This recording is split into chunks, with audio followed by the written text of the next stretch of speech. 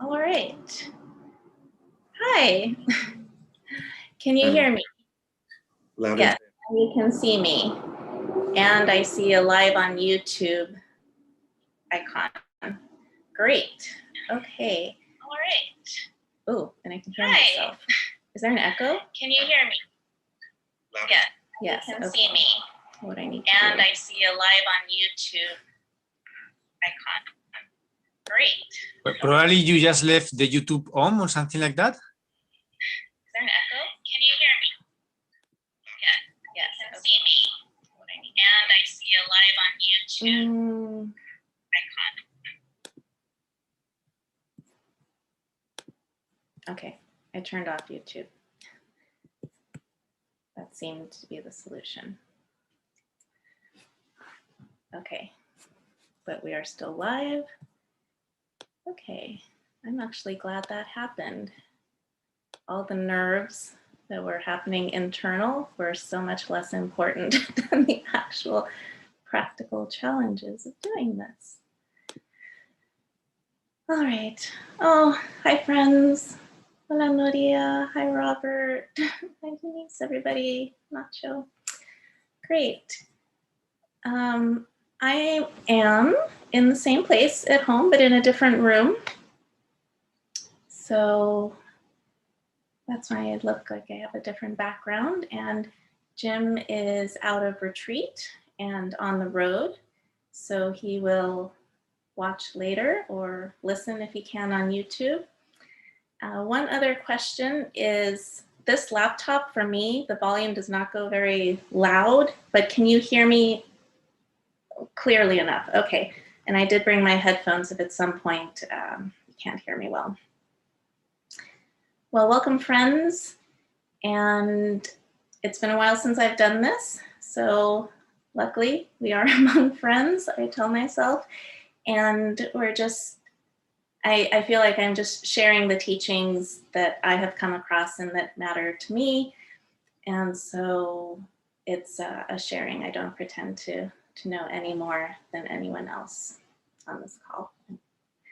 So what I thought I would share today is around climate change. You know, I care a lot about the environment, but I did also want to continue with the practices that Jim has been introducing during his class with Bhikkhu Analayo. So what I did was I went to the Bari Center for Buddhist Studies website, and the Bari Center for Buddhist Studies is where Bhikkhu Analayo practices and works from.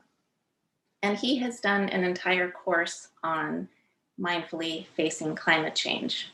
He has also written a book. He's written a book on so many subjects, including mindfully facing climate change. So at the website, and I'll put up the link before the end of this call, remind me if I forget, he's developed a 4-part course on mindfully facing climate change. And what I thought I'd share today is simply the first of those 4 sections. And what he has chosen to do is use a format of the 4 Noble Truths and introduce mindfulness in each section according to one of the 4 Noble Truths. And so in the first one, he calls it relating to the earth. And there is a video in each section, and there's a guided meditation in each section. And in the first one, the guided meditation works with connecting with the earth element in the body and external to the body. So it's a little out of order because during the course, he gives the lecture as an introduction and then does the meditation, but our group normally does the meditation first. So we're going to do the meditation first, and then I'll talk a little bit about what he introduces afterwards. But thankfully, because Jim's introduced Bhikkhu Analayo previously, it'll be a little familiar because Bhikkhu Analayo uses the body scan. So I will guide us through a body scan, and then Bhikkhu Analayo has some words to get us to connect to the external earth by connecting to gravity and the feeling of groundedness on the earth, and then introduces some reflections at the end of the guided meditation to help focus the mind if it's useful. And he says, don't bother with it if it's not useful, but just reflections on our interconnectedness with Earth. And so that's going to be the format of the guided meditation. And so I will bring up my notes and we'll get ready to sit. So find a comfortable posture. Close the eyes. I'll set the timer. We'll still sit for about between 30-35 minutes.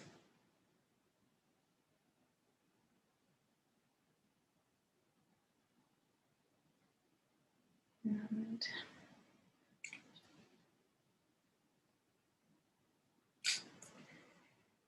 beginning to relax into the body. Maybe taking a couple of deep breaths.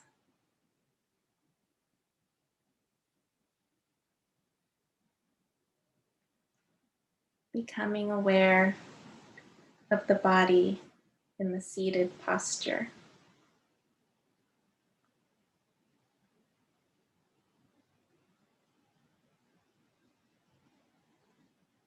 We're going to explore the earth element in the body. Earth has the quality of solidity. So we're going to be looking for areas of solidity in the body. And with this scan, we start at the head. It's enough to know that there is solidity in the head. And what we can do is just for a moment is press the teeth together.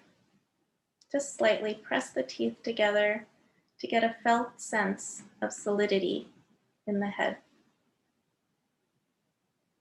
Just a slight bite and then release. Feeling solidity in the head.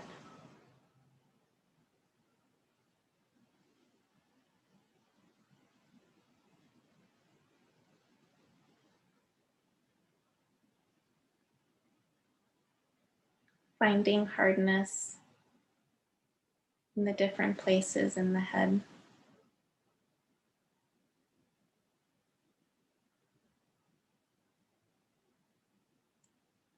There's no need to strive or to struggle. It's enough to know that there is solidity in the head.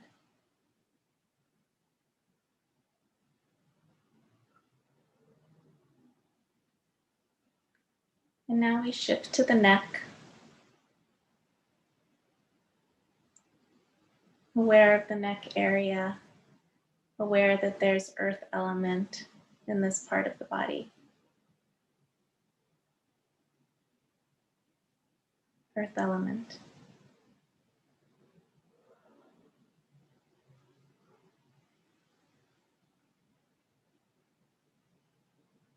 Then to one shoulder, either one. One shoulder.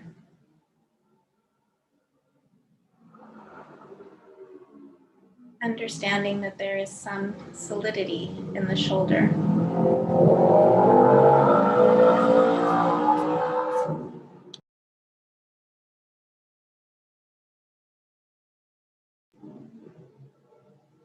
Earth element in the shoulder.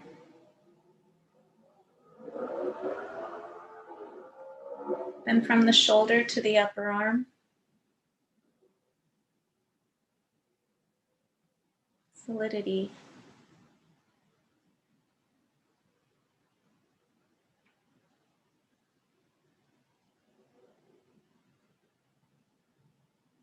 Earth element.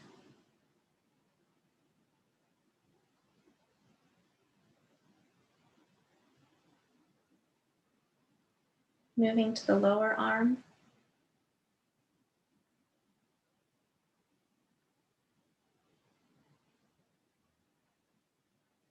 earth element.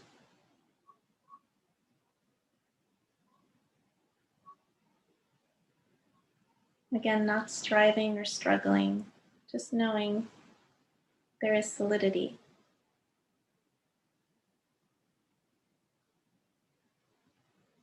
Moving to the hand.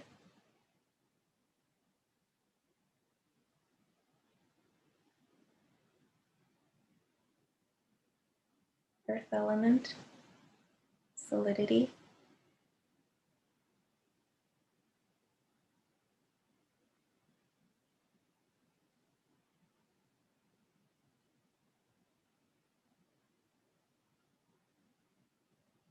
Then moving to the other side of the body, the other shoulder.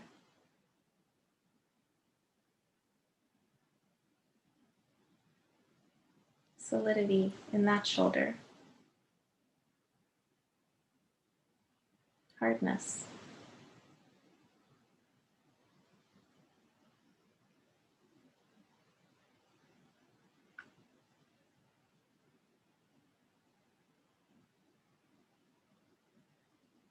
Moving to upper arm.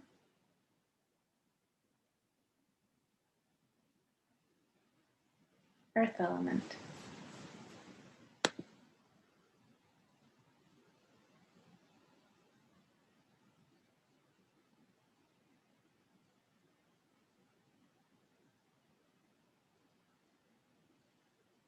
Lower arm.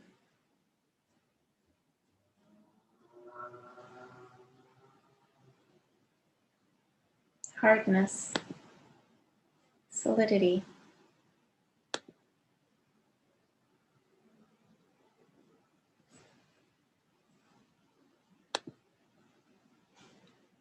And the hand.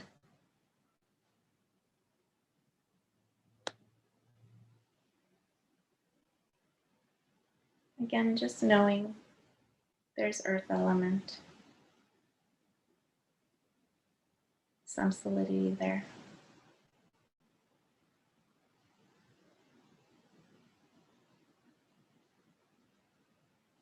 Now shifting attention to the upper torso.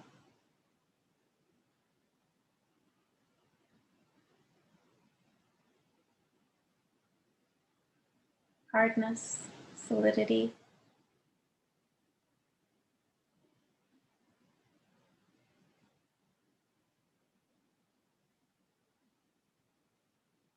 Lower torso.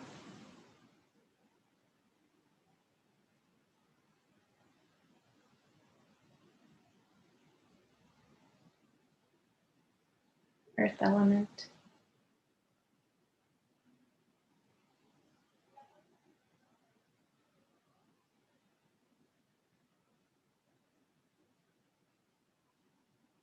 Moving down to one hip, either one.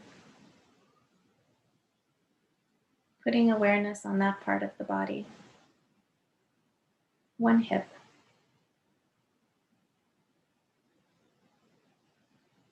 Earth element.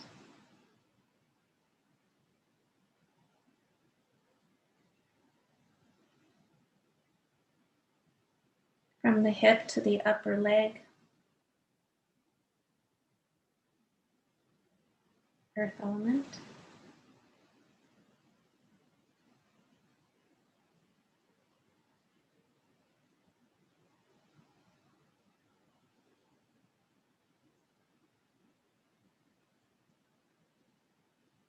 To the lower leg.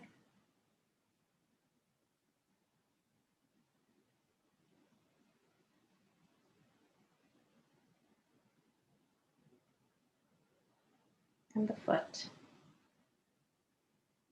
Hardness. Places of hardness in the foot.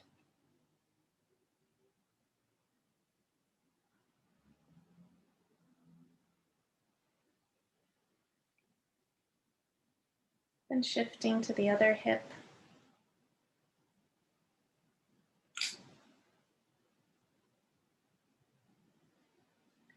Aware of this part of the body. The hardness and solidity there.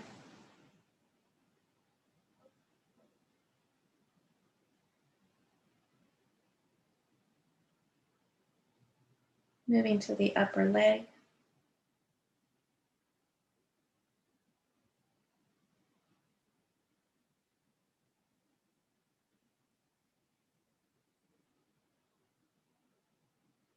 Solidity.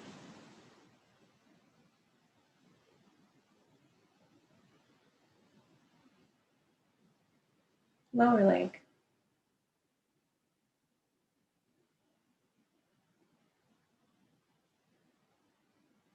Earth element.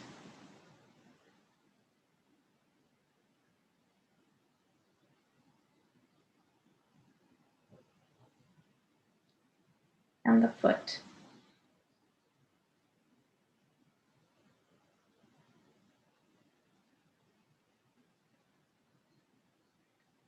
Earth element.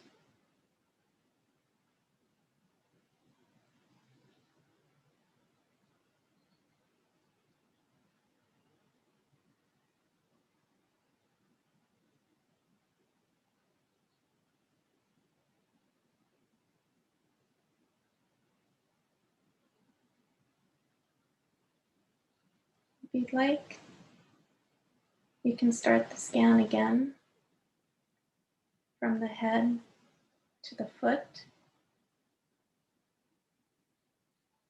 aware of solidity and hardness.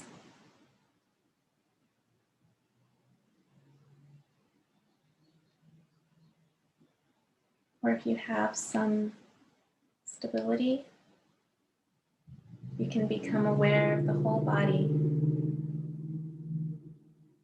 in the seated posture, aware of the earth element.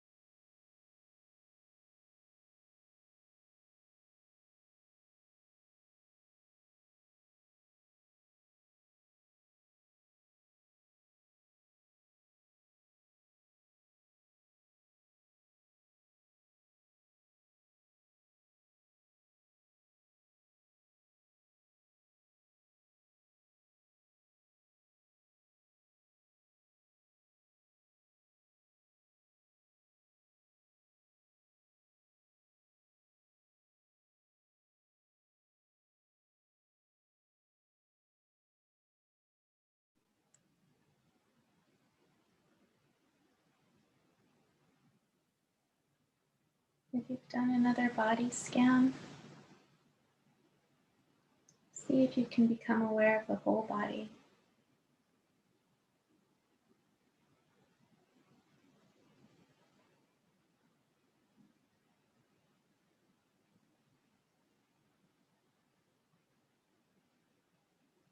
Now we can become aware of the external earth element.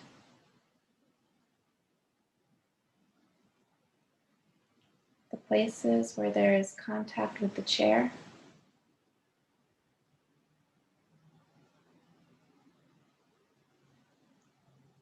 or the body on the floor.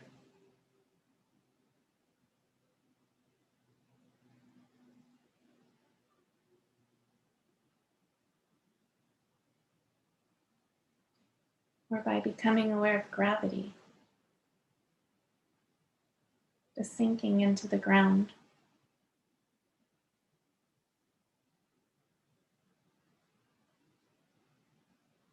Internal earth element in contact with external earth element.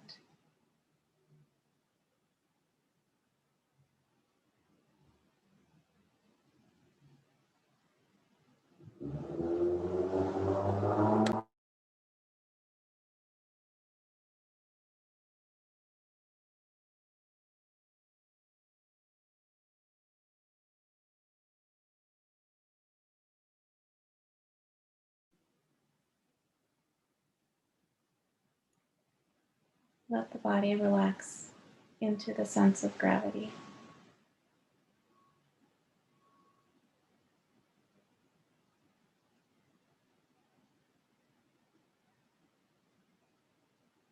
Solidity.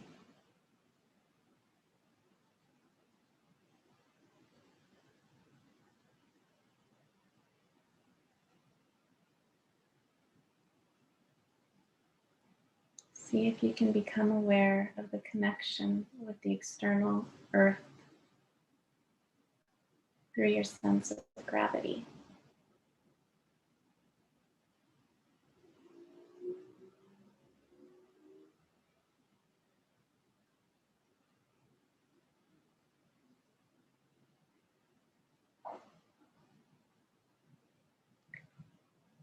As we become aware of the earth below, see if you can expand your attention into all directions.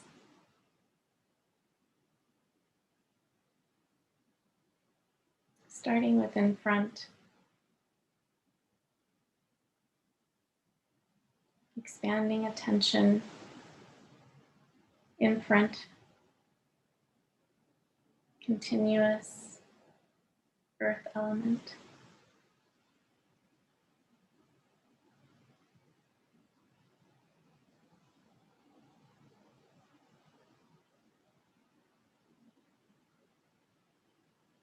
Then to the right side,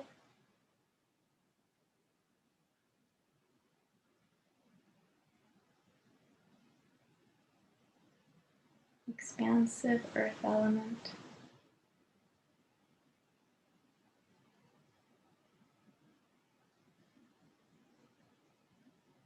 And to the back.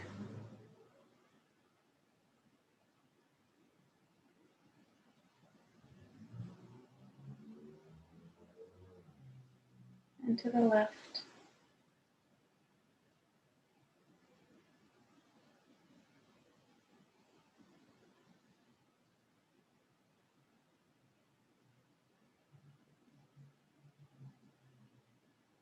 Coming back to the front.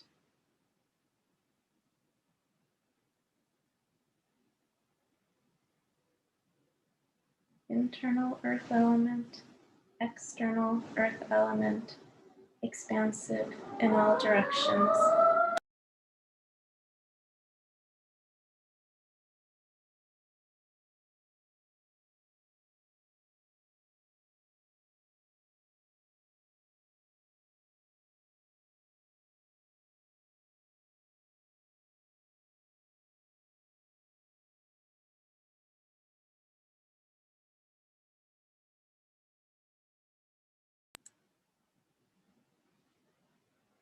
If the mind has wandered,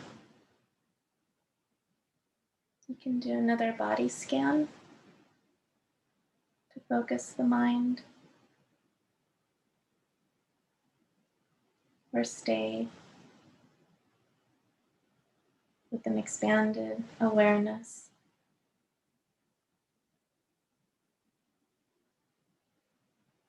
Of the entire body, internal earth element, or more expansive to include external earth element.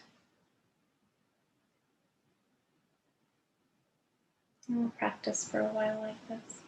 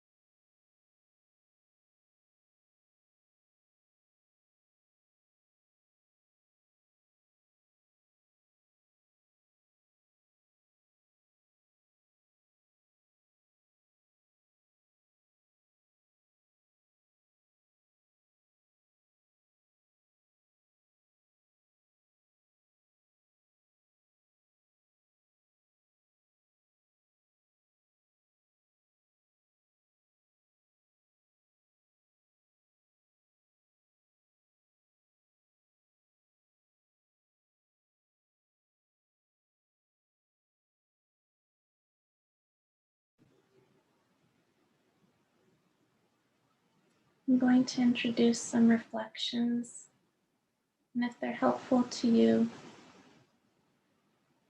use them. If not, continue with your practice. The body is in constant exchange with the earth. The body takes in earth element in the form of food, takes in water element in the form of beverage, takes in fire element in the form of outside temperature,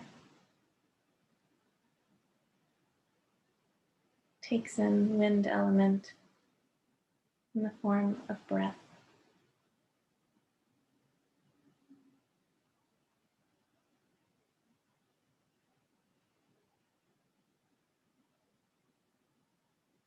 In constant exchange with the earth,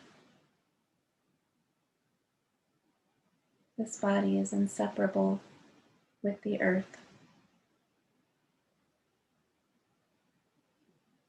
We recognize we are an integral part of the earth.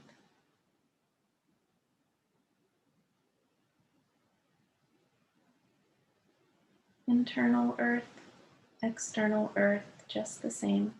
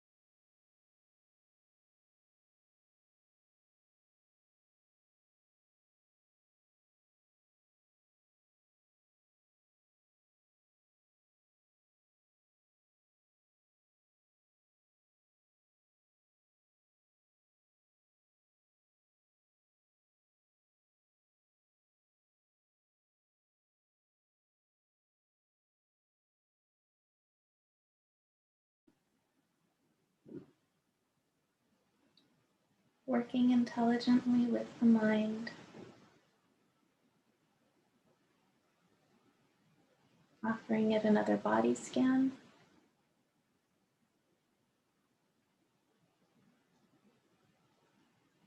or using reflections, whatever is helpful for a continuity of practice.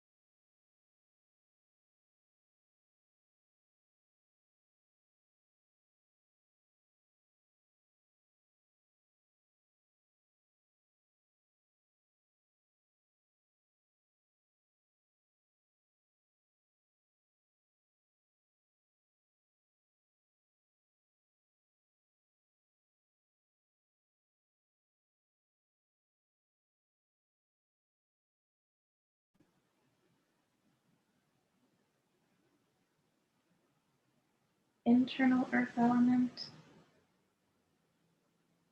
external earth element.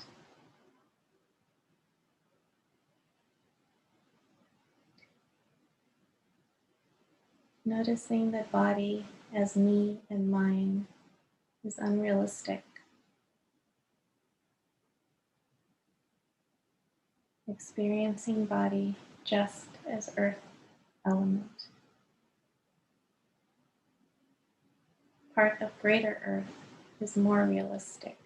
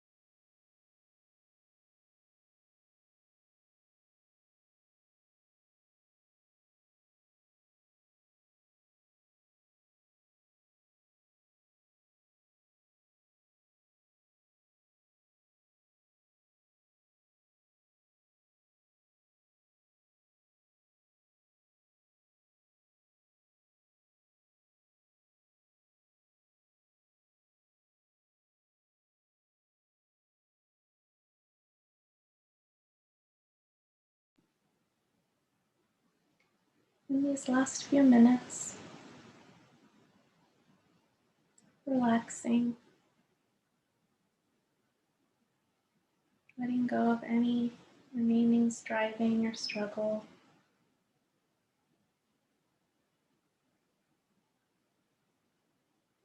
Settling into calmness.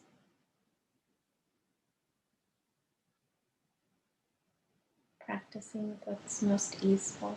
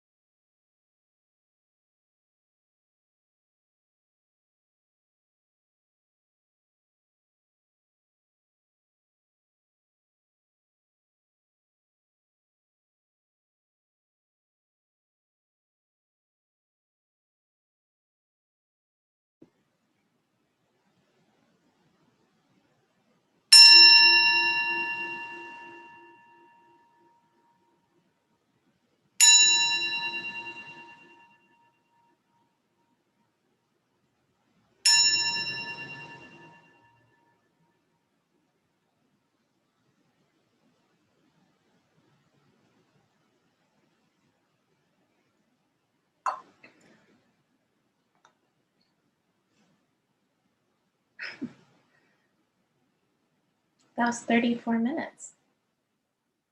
It may have felt like it too. Oh. Well, I wish I would have given a little more introduction. I realized once I jumped into this, it was a little, or quite a bit different than maybe what we've been doing. So I apologize. I was nervous and I jumped in. In this moment, I'm reminded of a cartoon I saw years and years ago. It was Tarzan, and he's saying, "Hi, Jane, how are you?" Or "Hi, how are you doing? What's your name?" And practicing like different ways of saying it, and then gets in front of her and it's, "Me, Tarzan, you, Jane." And I feel that's kind of what it was. I had all this prepared, and then ultimately it was just a much more abbreviated introduction. So please bear with me. But time is flying, and I do want to share some of what I learned from what I watched and from the meditation. But if anyone wants to share how that was for you, please. I don't know if I have to unmute you or if you can unmute yourself, but if anybody wants to say anything.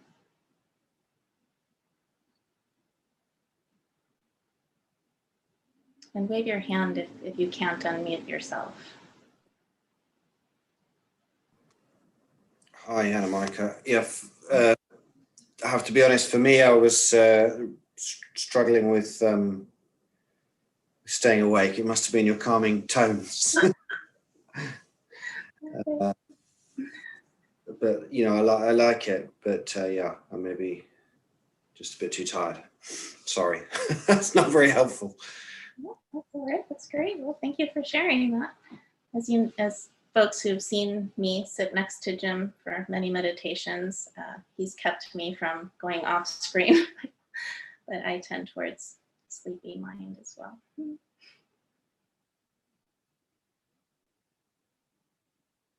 Okay. Well, feel free to jump in if anyone wants to say anything, but I'll just start sharing. What I wish I would have said at the beginning was a little bit more about climate change and Analayo. And I've attended 2 of Bhikkhu Analayo's retreats, one on the Satipatthana and one on the Brahma Viharas and emptiness. And what struck me was that at the end of both retreats, he always did a talk on climate change. And it just seemed, it was interesting to me. It must be important because regardless of the theme, the last day was always dedicated to at least one talk on climate change. And so I wanted to refresh myself on what about it was so important, his particular views on climate change, or his explanation of the early Buddhist views on climate change. And what I learned from listening to that first talk in this 4-part series is that it has to do with simply the body's necessity for hospitable conditions on this planet. We need hospitable conditions to practice. We need a body that has nourishment, that has water, that has hospitable climate in order for us to practice. And if we don't practice, we can't be liberated from samsara. That's not what I was expecting. It was a very sobering explanation, and it was the introduction. As I said, this is the first of a 4-part series. There are the 3 other parts include a part on ethics, a part on the mind, and there could be more information there about other reasons. But as someone who tends towards a more kind of romantic, care sort of place, I was surprised to hear that. But let me just go straight to what he said and share that with you.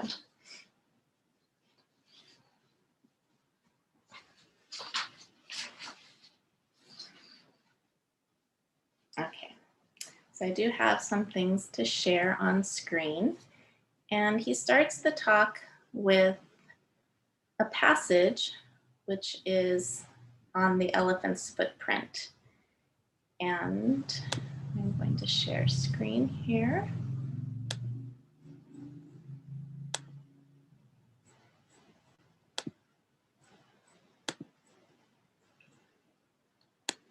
That is not the elephant's footprint passage. This is, do you see the elephant's footprint? Great. Okay. The elephant's footprint passage from the Majjhima Nikaya is, it is just like the footprint of any living being that walks can be placed within an elephant's footprint, and the elephant's footprint is declared the chief of them because of its great size. Now, this was one of the first teachings offered by the Buddha, and it is said that all of the teachings are included within the teachings of the Four Noble Truths. Hence, the Four Noble Truths are like an elephant's footprint within which all the other teachings are contained. And the first truth is the truth of dukkha, dukkha. There is dukkha because we are composed of 5 aggregates. That's the next teaching. The first aggregate is form, which is body. And within body, there are the elements, and the first element is earth. So that's how Bhikkhu Analayo comes to use the earth element in particular to explain our concern for the climate. He uses this passage because the Noble Eightfold Path includes all the other teachings, and when you drill down on the teachings, you end up at the elements, and the first element is earth. That's one reason. He also mentions another passage, which is the passage of the tree. And here he doesn't give the reference, but there is a passage about a tree, that we see a tree and we think that it is solid. But we know upon closer observation that a tree has water, a tree has a certain temperature, has motion within it. And similar to the footprint, the tree is composed of different elements or different qualities. And these are teachings on that start to help us deconstruct this body, this being, as being one solid piece. It is composed of various pieces, and ultimately it's composed of nothing. So he introduces these to help us get into a practice of deconstructing. And again, this talk was given before the meditation, so he introduced the different parts of the body, which we might point out in a meditation. And Jim has mentioned these before, but I don't think he's shared them, but I have them right here. Some are not so pleasant. Internal earth. It says, whatever internally belongs to oneself is solid, solidified, and clung to. And here's the list, and I'll just read out loud some of it. Head hairs, body hairs, nails, teeth, skin, flesh, bone marrow, kidneys, heart, contents of the stomach. Whatever else internally belongs to oneself is solidified and clung to. This is called the internal earth element.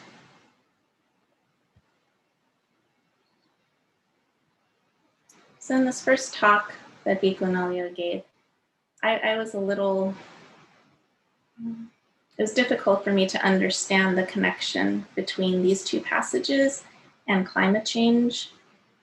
But I think the intention is to begin to deconstruct form in the body, to say it's made up of smaller parts, and by extension is ultimately empty. The parts become smaller and smaller and ultimately empty.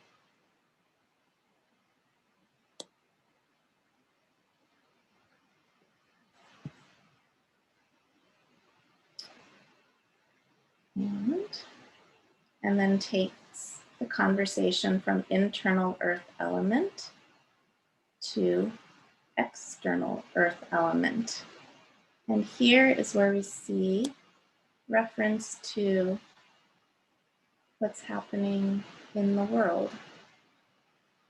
So this one I've highlighted.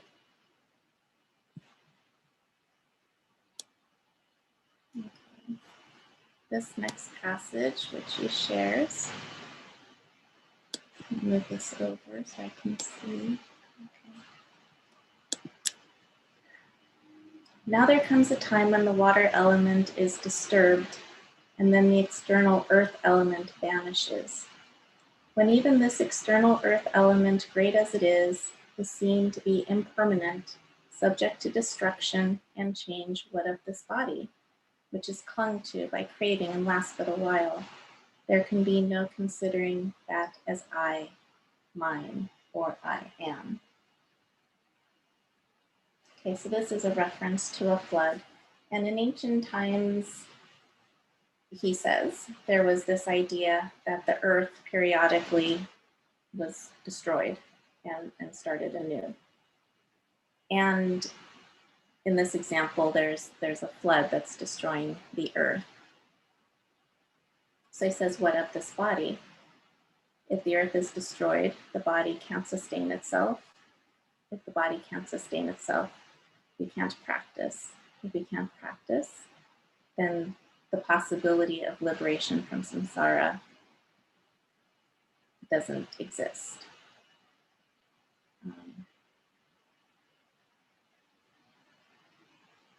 This is another example of how the body needs the earth to practice. So this serves two functions, right? It shows us our connection to the external earth, why we should care for the earth, and also introduces impermanence.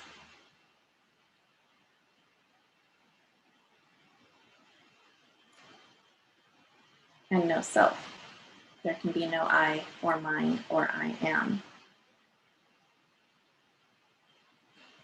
This part was still a little conceptual, difficult for me to grasp. But then he started talking about ways that what he calls green Buddhists talk about concern for the planet. And he says, and I'm going to take this off, so I'll share screen. There we go. Okay. That green Buddhists use a couple of arguments which would not be very convincing to an early Buddhist. And one of them is just the general interconnectedness of all things. This is something you might have heard Buddhists talking about, how everything is related and we should care about everything because it's all interwoven. And he says, if we should care about everything, then we would also need to care about toxic waste, nuclear waste, things that we would consider harmful that are also part of this world. And so it wouldn't really fly, I suppose, to say that we are connected to everything and reference only the good. So this argument of interconnectedness isn't really supported in early Buddhism. Another example given by green Buddhists, he says, for concern for the planet, are this idea of a Mother Earth. And similarly, we think of a mother giving us nourishment, a home, care. And the problem with that is similarly, the earth also does things which are, we would consider destructive. Volcanoes erupt, there are droughts, there are floods, things that would not create a harmonious condition for humans. And Green Buddhists also give another explanation for the reason to have concern about climate change, and that is that things are sacred, that plants and animals, nature is a sacred system, and that we should care about them because they are sacred. And the problem with calling those things sacred is that we are also animals, part of the natural order. And if those things are sacred, so are all of our human acts. And it doesn't give us a way to judge things as cruel if everything is sacred under the greater umbrella of sacred. So what he thinks is more the early Buddhist view is not this Mother Earth or general connectedness or sacred view towards nature or the planet, but rather what is called specific conditionality, that this particular body needs hospitable conditions to practice, to meditate. And he says, and I wrote it down because I thought it was a good quote, good summation. The practical response to climate change has to start in our minds,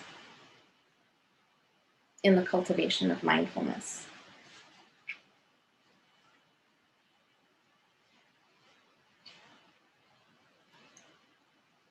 This body needs a hospitable planet in order to practice. And as the passage about the flood points out, there was this idea that the planet was going to be destroyed periodically. So there is also a bit of urgency to practice because we don't know when that will be. So there's urgency to practice. There is a dependency on hospitable conditions on the planet to practice. But he does go on to say that doesn't mean that we can treat the planet with exploitation and cruelty. And he does say that this is one perspective. This is his understanding of the early Buddhist perspective on why we should care for the planet. And there are other perspectives.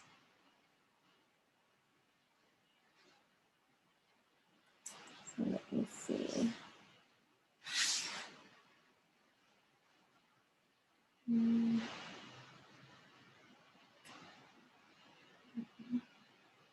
So he admits that he's presenting one point of view and that many are needed to face the complex issue of climate change. But that the early Buddhist perspective can be summed up as the need to establish an environmental concern around the human need for proper living conditions for liberation.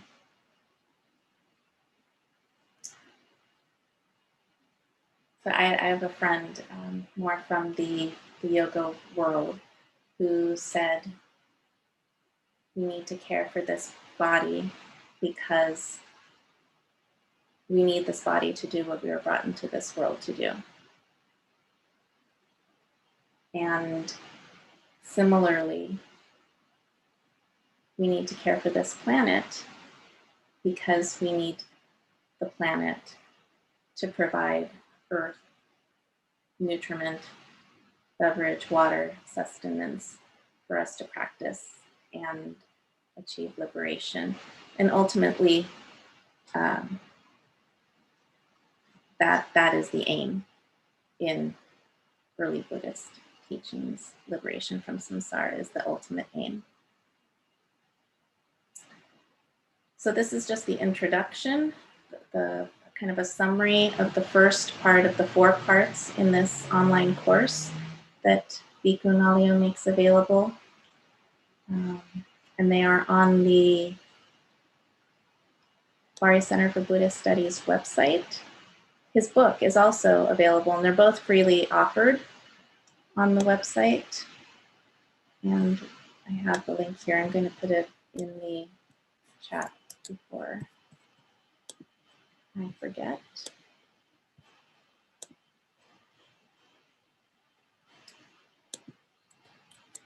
That's the link to the Bari Center and to his offerings.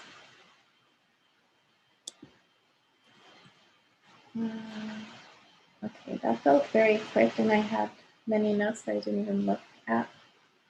So I just want to give space for someone else to put their voice into the call. So if anyone wants to say anything, I appreciated hearing more about his understanding of the early Buddhist view on what we would say today, environmental ethics. And I especially appreciated how at the end he said it's a complex issue and it needs many approaches, and that this is just one view, of which there are many that could be skillful and useful.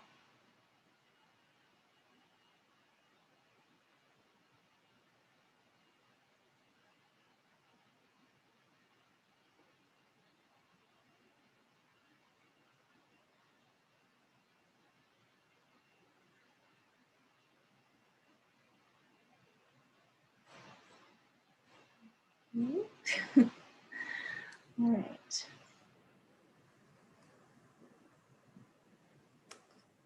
Yeah. Anna Monica, can I make a quick comment?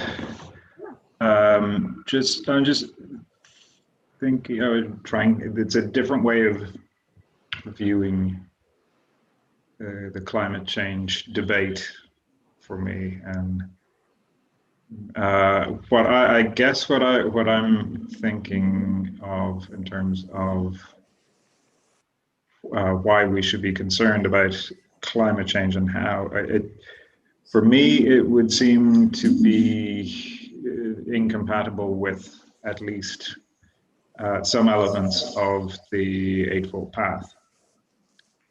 I don't know what you, like if you'd have any views on that. And I'd be thinking particularly around right action and right livelihood. Mm-hmm.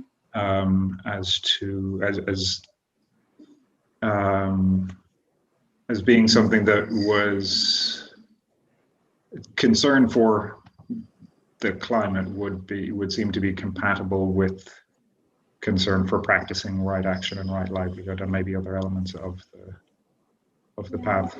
What do you like? Is that a different way of looking at it, or is that kind of compatible with what you've been saying?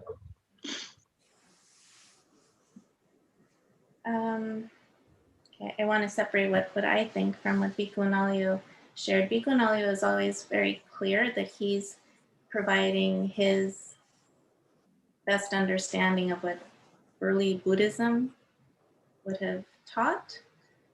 And he says that early Buddhism acknowledged the food chain, for example, and that animals ate animals. And so, and in that way, that does give priority to humans, basically.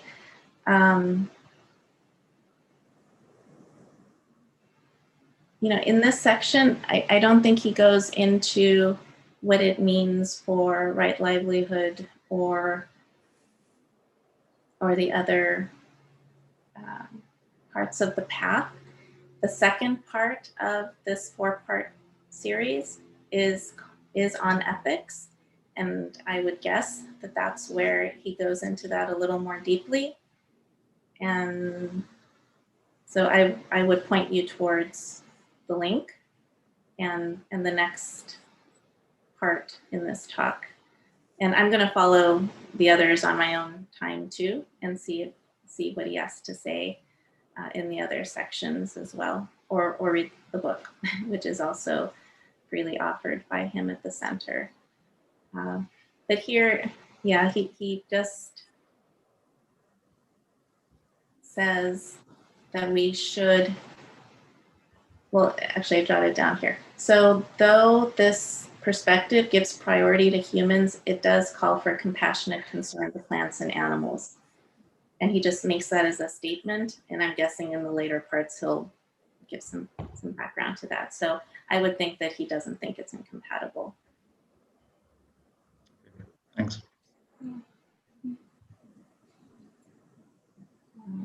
Okay, metta meditation, something I'm looking forward to. And get the notes.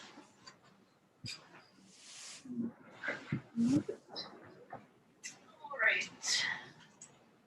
Okay, let's move to a metta meditation. So closing your eyes or leaving them open as you prefer, maybe with a soft bow of the head. And again, just relaxing the body.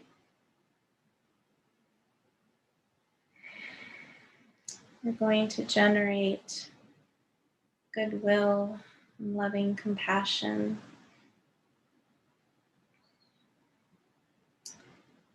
And to start this practice, we'll bring to mind a benefactor, someone for whom it's easy to feel the heart open, where a smile might come to your face automatically. This person, this being, radiant.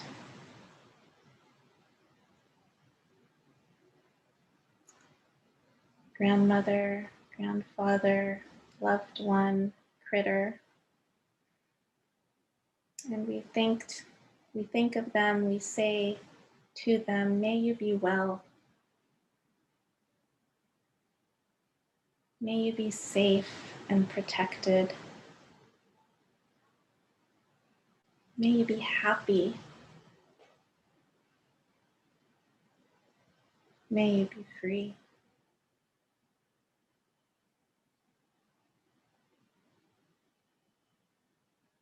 And taking that warmth that's been generated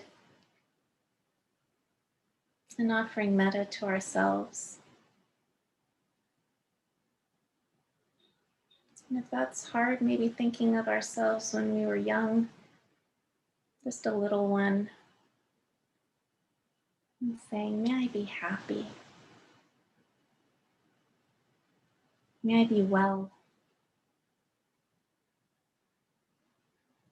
May I be safe and protected always. May I be free.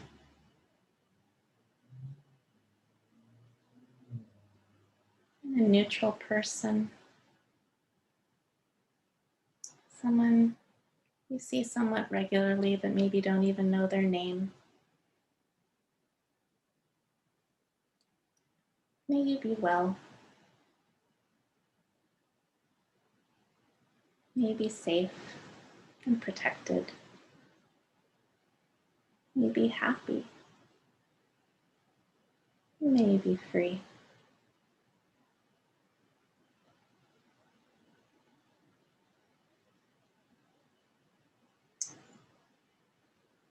And then a difficult person.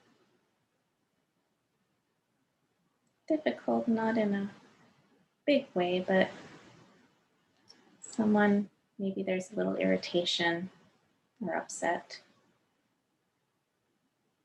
And you too. May you be well.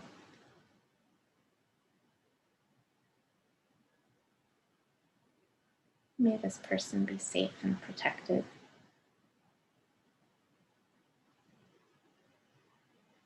May this person be happy.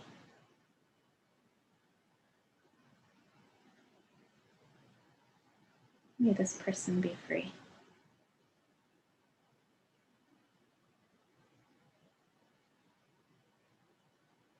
And then lastly, extending metta, care, love, concern to all beings in all directions.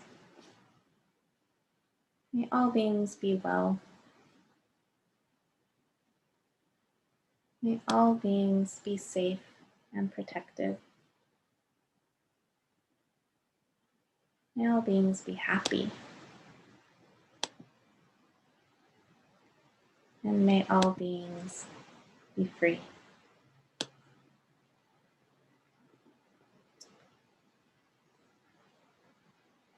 And then closing our time together with the dedication, the sharing of the merit.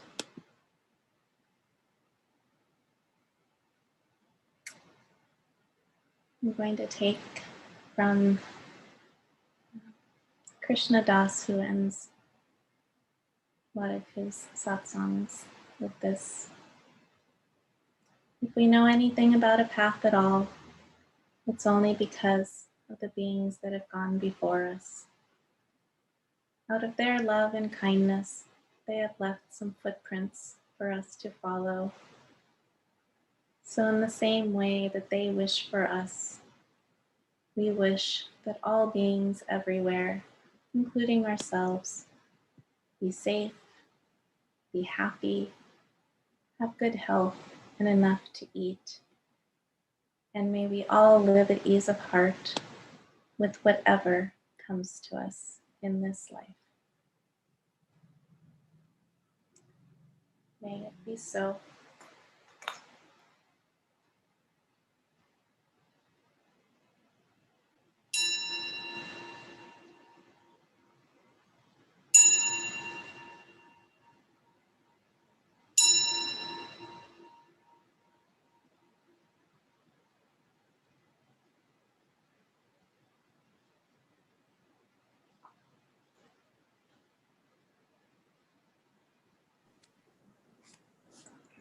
Thanks, Anna Monica. Thank you, friends. Thank you so much. It was Here, interesting. Thanks a lot. Jim. Thank you. Oh,